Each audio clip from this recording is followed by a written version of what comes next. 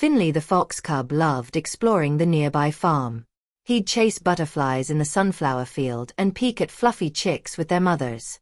One sunny afternoon, Mrs. Goose was baking a delicious apple pie. The smell wafted across the field, making Finley's tummy rumble. He noticed a window slightly open and, being forgetful Finley, an idea popped into his head. He squeezed through the window and, with a mischievous grin, snatched a juicy apple from the counter. Just then, Mrs. Goose walked in.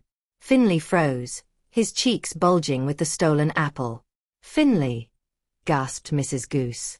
"What are you doing?" Panicked, Finley blurted out a lie. Nothing, Mrs. Goose. Just admiring your lovely, curtains." Mrs. Goose, known for her sharp eyes, saw the apple core peeking out of Finley's cheek. Beatrice, Finley's mother, happened to be walking by the farm and saw the commotion.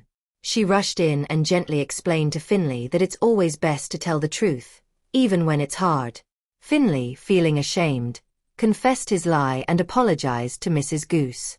Mrs. Goose, understanding Finley's mistake, forgave him but reminded him that taking things without permission is wrong.